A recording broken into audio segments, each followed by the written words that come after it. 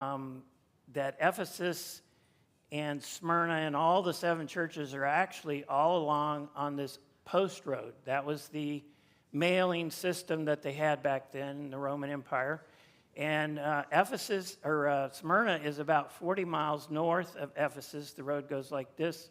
And then you'll see that each of the 7 churches is in a line along that road. So it's not that far away, but it's along the road, and it's far enough away to be a totally separate church. It's not a suburb of Ephesus, for example.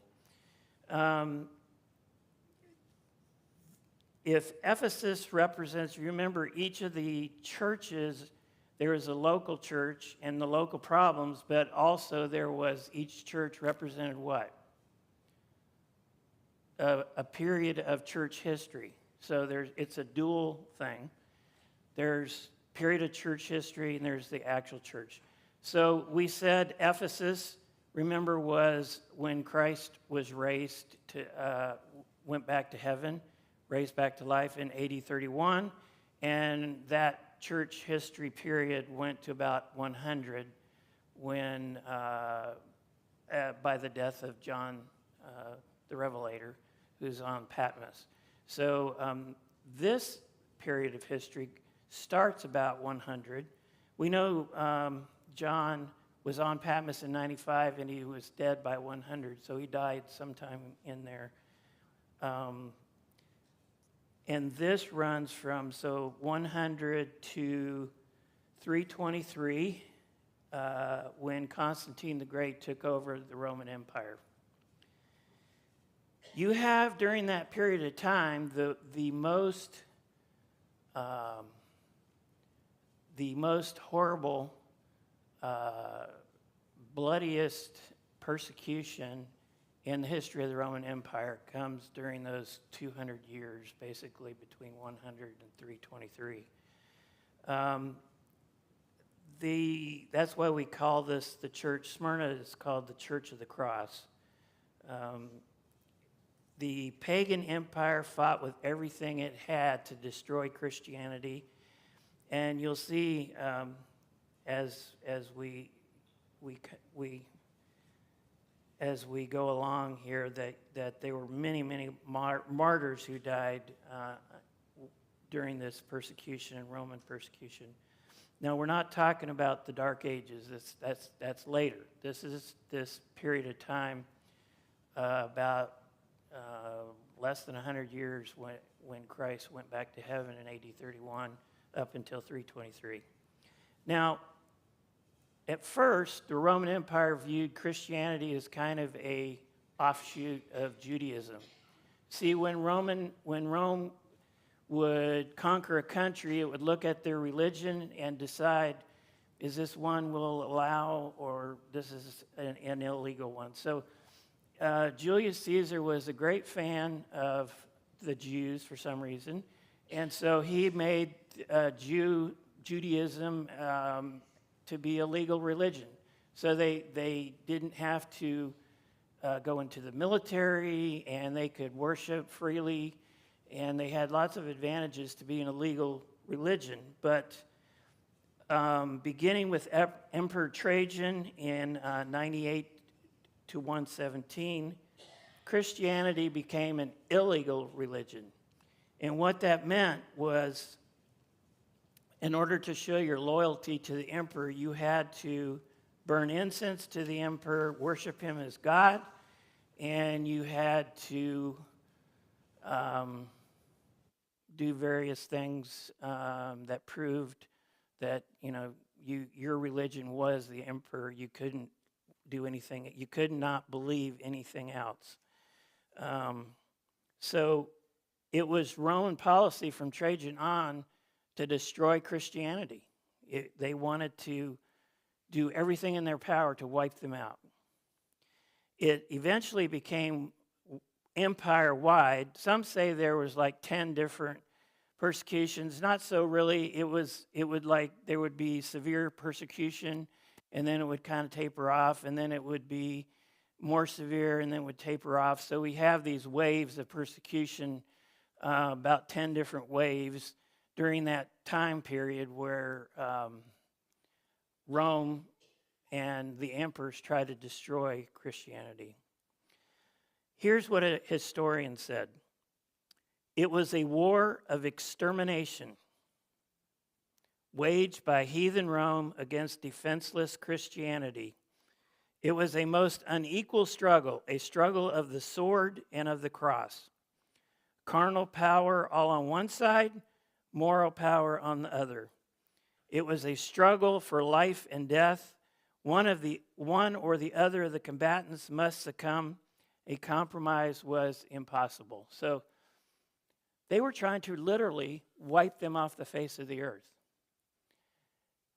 Isn't that what Satan has been trying for the last 10,000 years? Is to wipe Christianity, wipe the knowledge of God out of this earth. Bloody 2 centuries. It became paganism actually understood that Christianity claimed to be the only religion there is. You know, and doesn't Christianity still today claim to be the only true religion? Yeah, that is, Jesus said, I am the way, the life. I am the only way you're going to get to heaven. And no, that bars all other ways. Well, it became very popular to blame Christians for whatever problem Rome has. And the catchphrase was, away with the Christians, away with the Christians, to the lines, the Christians to the lines. And, they did that literally. Thousands and thousands of Christians were killed. Now, let's look at this speaker here a minute and at the local church history, and then we'll go on from there. I think it's very significant that Jesus identifies himself as what? How does he identify himself to this church that's facing this kind of pressure? Okay, the first and the last. So what does that mean? The first and the last.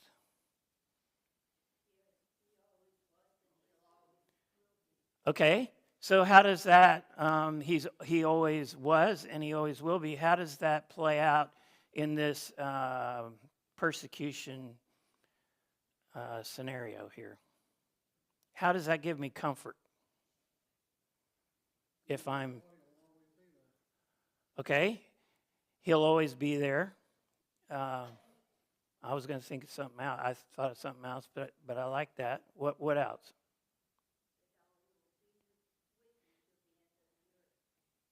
He'll be with us till the end of the earth. And really, that's what I was trying to get to is he has the last shot. He knows what's going to happen, but guess what? The battle's already been won at the cross. And he's going to have the last shot. He's going to have the last saying. I am the first. I was here before the devil ever started. In fact, I created the devil. We don't want to get into that theology, but I was here at the beginning, and I'm going to be here at the very end when this whole great controversy is done and finished. That gives me courage, doesn't it? If I was under persecution, wouldn't that give me courage? And guess what? I'm the first and the last, and then what? He died and came to life. To me, that's the number one thing I want you to get out of this is he's giving us encouragement in that it doesn't matter if I die in the persecution. I died. I came to life. You die, you come to life. It'll only be a second, it seems to you, if you die, bang, you're waking up to see Jesus coming the second time. That would give me great courage, if I was in persecution, that this person, this Jesus, is saying, I died, I came to life, you die, you'll come to life. It's of course, he's, that's the two great truths I think that he wanted to convey to this struggling church. Somebody read, keep your finger there, somebody read Hebrews 2:9. I like John 3:16, but I also like this one probably better. Hebrews 2:9. Just, if you have it, just read it out loud.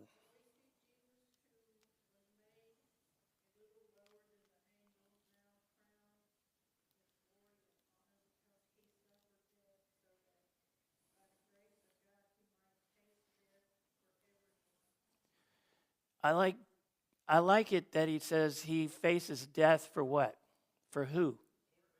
Everyone. I like it that he's saying he faced death for me. It makes it more personal. Yes, for God so loved the world that he gave his only begotten Son, that whoever believed in him should not perish, but have everlasting life. This one makes it more personal for me in that, God or Jesus died on the cross for me. We see Jesus, who was made a little lower than the angels, that he died on the cross for me. I don't know how you feel, but for me, that makes it very special. Now, let's look at some of the characteristics. We got to keep clipping along here. The verse 9. Somebody read Revelation 2, verse 9.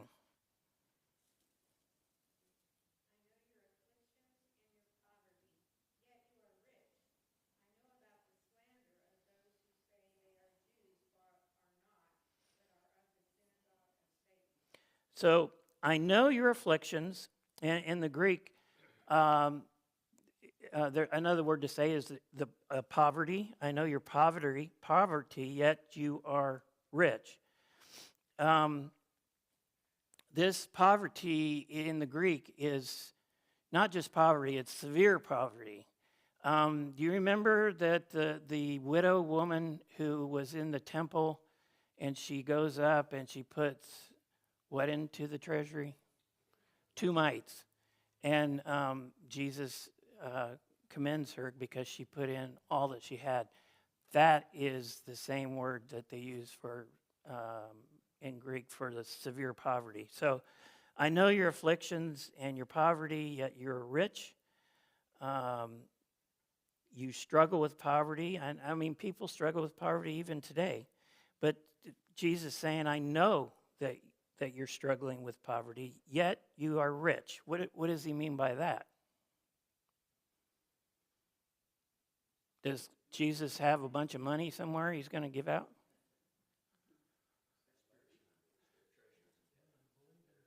Okay, yes. We can look forward to eternal life where the streets are paved with, gold is the paving material instead of, concrete. So, yeah, it's a spiritual rich. You might be short on money here in this world, but we have a world coming, and it is going to be filled with riches. So, in a sense, that we are rich. I know about the slander of those who say that they are Jews and are not, but are the synagogue of Satan. How many of you think this is talking about literal Jews? Everybody does not think that they're literal Jews. You think they're literal Jews? Okay.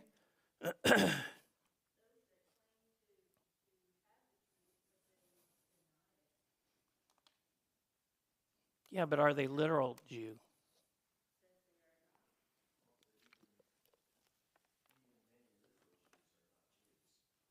Yeah, don't steal the thunder now, Bruce.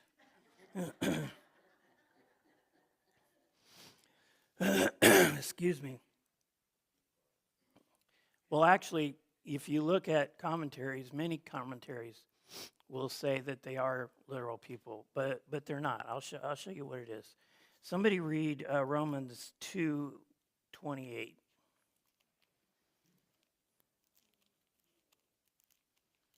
Romans 2:28.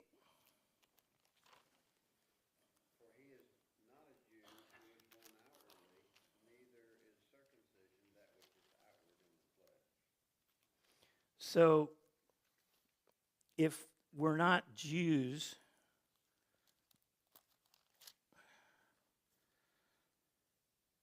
a person is not a Jew who is one outwardly. What does it mean outwardly? A person is not a Jew who is one only outwardly. By birth, yeah. It's talking about a literal genetic Jew. Nor is circumcision merely outward and physical. So there is a physical outward circumcision. No, verse 29, Terry.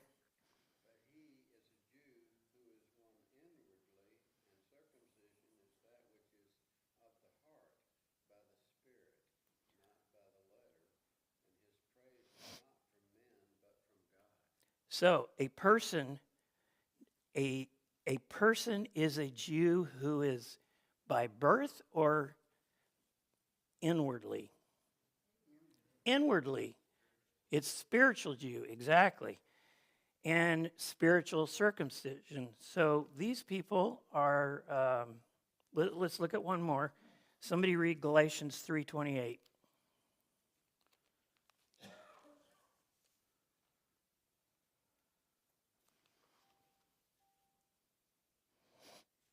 Galatians 3:28.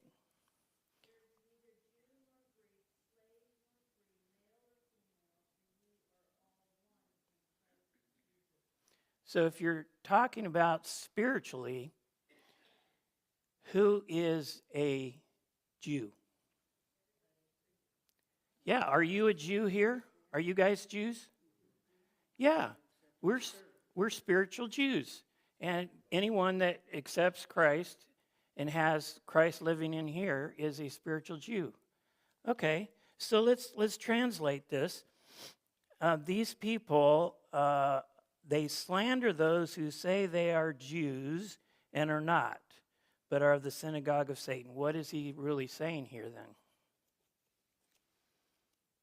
You can do it.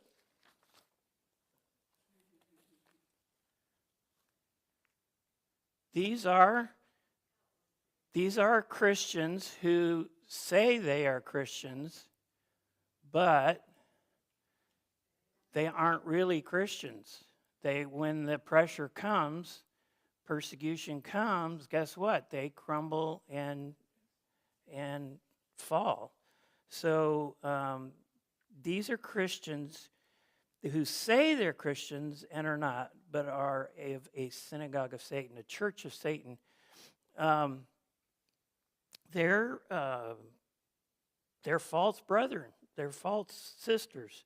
They profess to follow Christ, but yet they're not really down here in their heart. And Paul talks about a lot of this in the church. When the pressure builds, they crack, they fall, they take other members with them, and pretty soon your church is in a state of falling apart. And so they had these trials. They had extreme poverty, and to top it off, they had these people who they relied on, and they crumbled. So, you can really sympathize with this poor church, what it's going through. Jesus had another way, Thomas. He lets what grow together? The wheat and the tares. And then at the end, what does he do? He separates them out, and the tares get burned up, and the good, go to heaven. So let's keep going. Verse 10, do not be afraid of what you are about to suffer. I tell you, the devil will put some of you in prison to test you, and you will suffer persecution for 10 days. Now, the Greek says, stop being afraid of what you're about to suffer. Excuse me. So apparently, they could see the persecution from Trajan coming down the road, and they knew that they were going to be hit with that, and that there was going to be members that probably were going to be killed. So Jesus is saying, stop being afraid. So why would Jesus say, stop being afraid of what's going to happen? Isn't it okay to be afraid of dying or being persecuted? Why?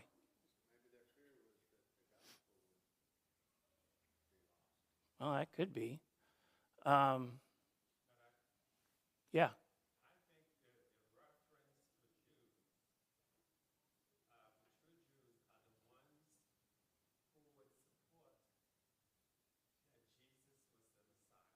Yes.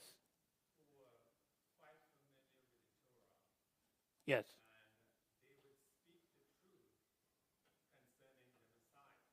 Okay.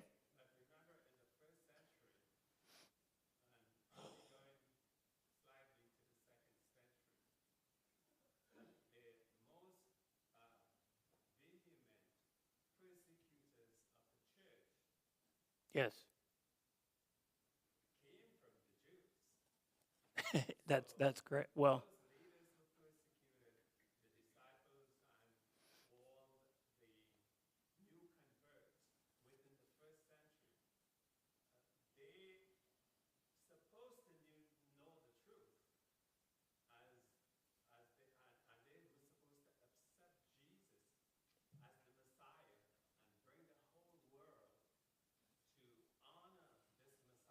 correct.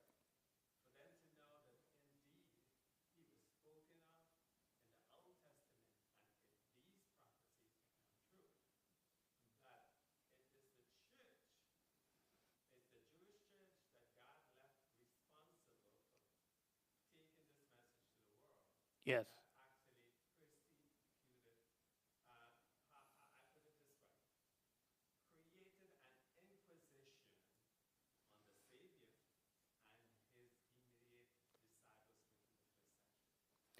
And it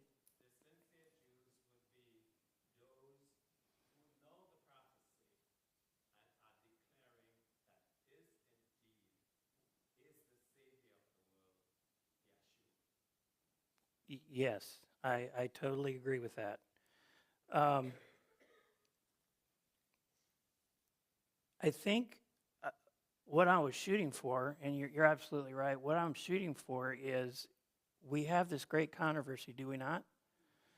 And there are two extremely powerful forces at work. We have Satan, who many times we dismiss as being not very powerful, but who is very powerful. And then we have God, who we know is more powerful, but we have these two that are warring back and forth, and God is allowing Satan to do certain things.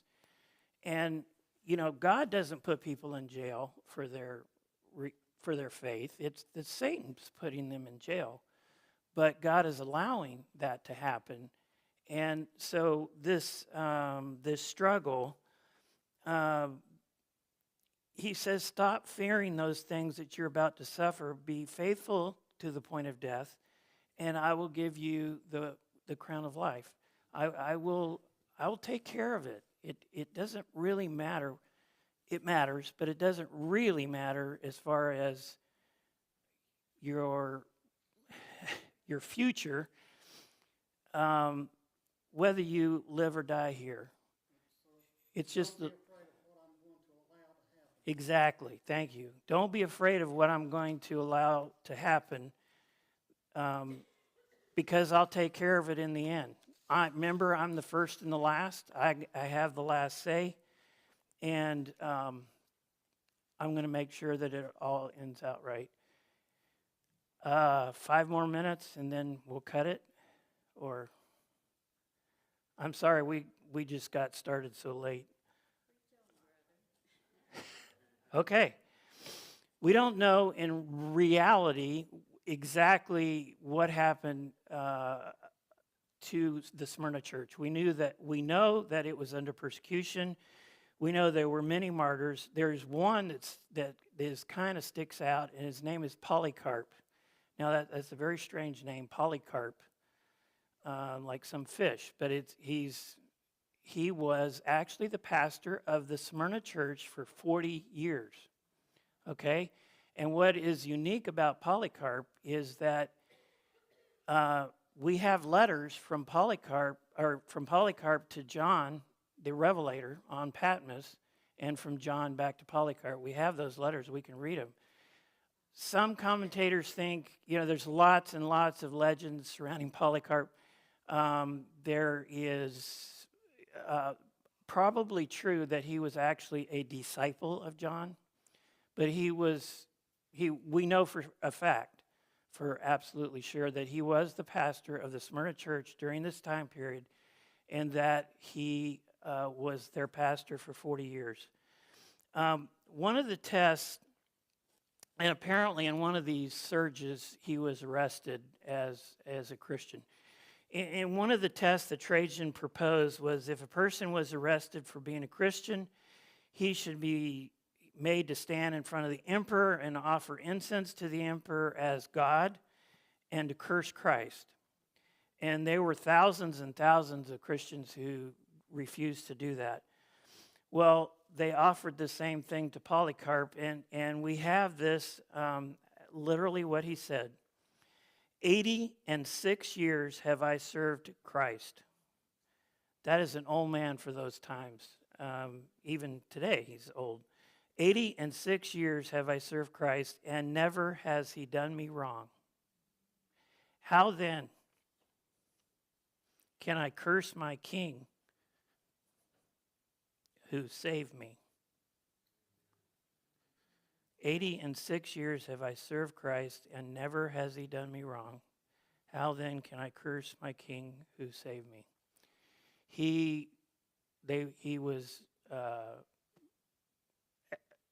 They wanted to execute him by throwing him to the lions. The lions were already full from other Christians, so they burned him at the stake. He's the only martyr that we know for sure, but there were many, many others in the Smyrna church. Now, if you take that time period from 100 to 323 and you break it down, remember it says, we will suffer the devil will put some of you in prison to test you, and you will suffer persecution for 10 days. We have the principle of a day equals what? A year. And if you take, we think that this 10 years, from 303 to 313 was the actual bloodiest part of the slaughter of Christians in the history of the Roman Empire under Diocletian. And it ended when Constantine took power as emperor. During this time, Bibles were burned, scrolls, the churches, buildings that had been built were destroyed.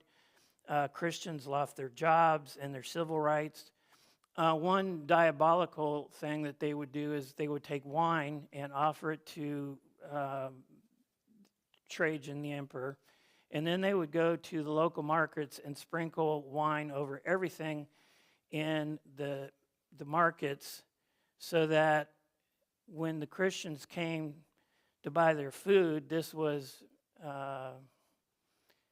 people felt that if it's sprinkled with wine that was given to the emperor, then the fact that you're eating this would mean that you were worshiping the emperor.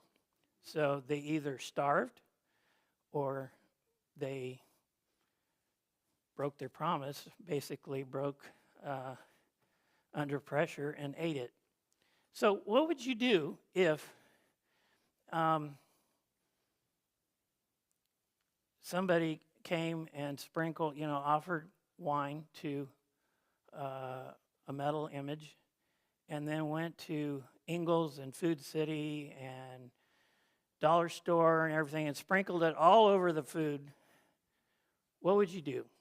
Would you just eat it? After all, Paul says, idol's just idol's just a lump of metal. We know better than that. And 1 Corinthians 8:4-9 says that, it's no, we can eat it. It's good food. What would you do?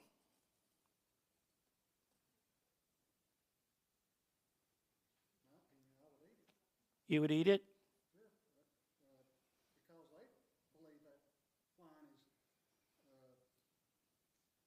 Offered to the gods. for God. Doesn't mean a thing to me. True. And that's what Paul is saying here in 1 Corinthians 8. But there's a catch in that if you eat it, what do other people think? That you're worshiping the emperor. So if you ate it and everybody thinks you're worshiping the emperor, is that right? I don't think it would be right. But would you be willing to starve to death? You could reason, well, God created me for life, and it's, I got to eat to stay alive. It's something that we're going to face sooner or later. We read Revelation 13. We talk about we can't buy or sell. It's high time we were thinking about these things and whether we would be faithful or not. Here's one, or look, the three Hebrews, when they were on the plain of Dura, they could have just stooped down and tied their sandals when everybody was bowing. They weren't really bowing to the image, but yet they stood out, did they not? They stood out by standing up. Or Daniel, when he prayed in his window, he didn't have to pray in his window. He could have gone somewhere else. He could have prayed in his closet, but yet he prayed in his window. Why do you think he prayed in his window?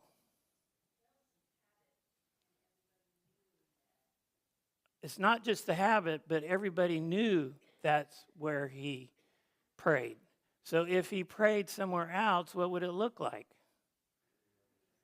That he either wasn't praying or that he was letting the persecution get to him and he was compromising his faith.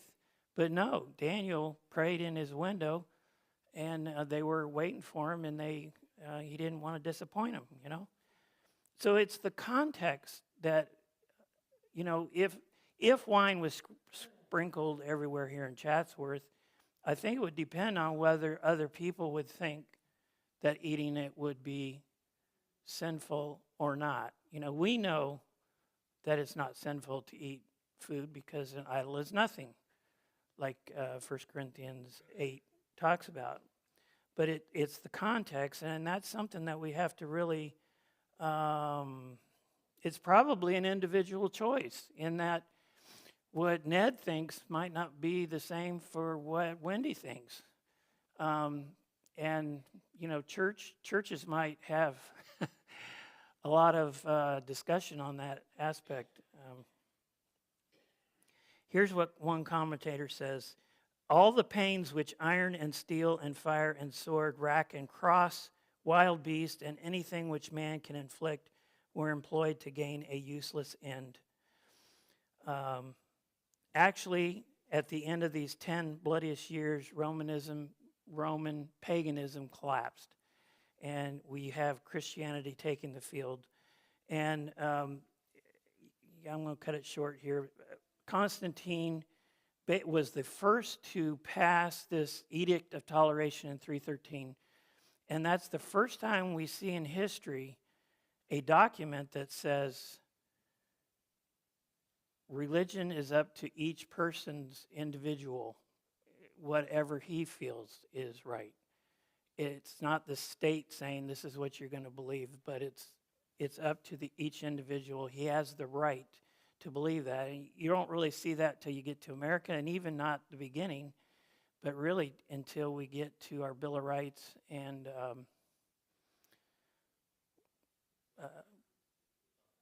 Constitution is what I'm trying to say, yeah. The Constitution and the Bill of Rights that gives us those rights to religious freedom. And that's why I don't want to say fear, but we know that it's going to come someday when church and state comes together, and the state is going to say, or the church is going to say, hey, state, you need to say this is going to be Sunday worship or whatever it is, and they're going to enforce that, and we're not going to have our freedom of choice. Just real quick, the promises, be faithful even to the point of death, and I will give you life as your victor's crown. That's the second death is what? You will avoid the second death, it says. Verse 11, the one who is victorious will not be hurt at all by the second death. What's the second death? Eternal death. That's after the executive judgment, and once you're thrown into the lake of fire, that's it. There's no more resurrection. So we know that if we remain faithful, we will have eternal life. So the three things I want you to get out of this, and we're really flying here, so I'm sorry we didn't have more time to dig into it. Very quickly, we're out of time.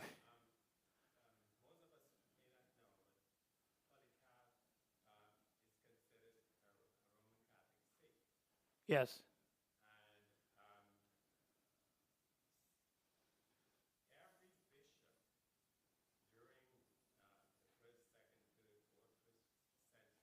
Yes.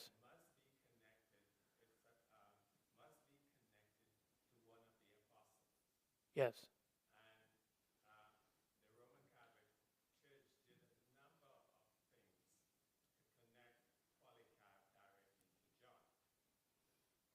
We have the letters, so we know that is genuine.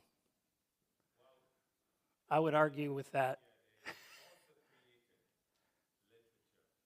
Yes, there is a lot of legends and things that we don't know whether it's true or not. Correct. Yes. Yes.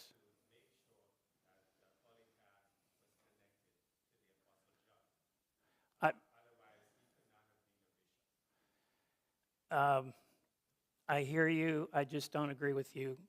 But this is not the time to argue about it. But yeah, they did all kinds of legends. They did all kinds of things, and you have to be careful and peel things away. We know that Polycarp was a martyr. That is indisputable. But anyway, three things I want you to get out of this. One, he died and rose again. You may die, but you will rise again. Keep that in our mind. Second one, I am the first, I am the last. I have the final say in the struggle between right and wrong in this great controversy. And the third thing, stop fearing the future. Develop your trust in the one who has saved you. Those are the things that are most important, not whether we agree on all the other things. But if you get those three things, I will feel very good. Let's close with can we do like the first and last, Terry? The first and last of our closing song.